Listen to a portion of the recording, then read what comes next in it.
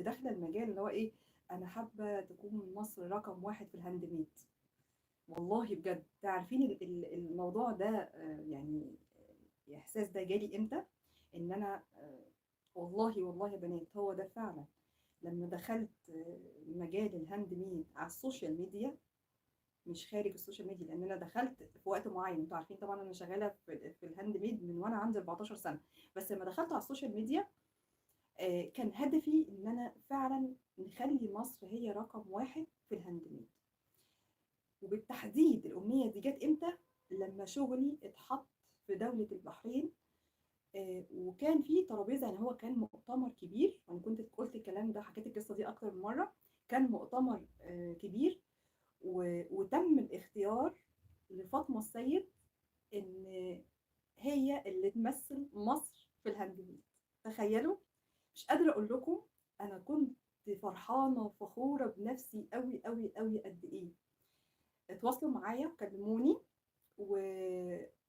وفعلا اخدوا مني كميه شغل كبيره، وكان في حاجات ما كانتش عندي جبتها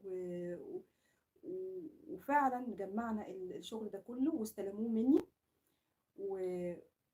وسافر البحرين وحضر المؤتمر.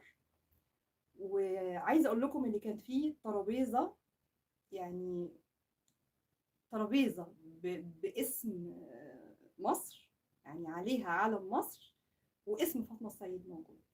يعني مثلا المغرب وعلم المغرب واسم شغل حد معين. ومثلا سوريا برضو نفس الكلام. كل مكان كده بالعلم بتاعه بالشغل الموجود باسم صاحبة الشغل. وأنا كنت برضو أعوذ بالله من قولة أنا كان برضو اسمي كان موجود وعلم مصر موجود ويعني أنا كنت بمثل مصر في الهاند ميد. ودي كانت حاجة كبيرة ليا قوي قوي قوي قوي، من الحاجات اللي أنا كنت فخورة وفرحانة بيها جدا جدا جدا جدا.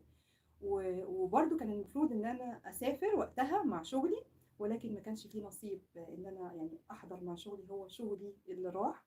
بس طبعا انتوا عارفين دي كانت عامله فيا ايه، ان انا يعني شغل ايدي يروح هناك وان انا بمثل مصر في الهاند ميد، فدي كانت حاجه كبيره عندي قوي، كنت فخوره قوي وفرحانه قوي. من بعد الموضوع ده انا بقى عندي الامنيه دي، ان انا حابه ان مصر تكون رقم واحد في الهاند ميد. طبعا كل واحده بتحب بلدها وكل واحده بتحب يعني مكانها وحابه ان هو يكون يعني احسن حاجه. ففعلا دي كانت امنيتي، يعني اخلي مصر رقم واحد في الهاند ميد. فيا رب يا رب كده يحقق لنا امنياتنا يا رب العالمين.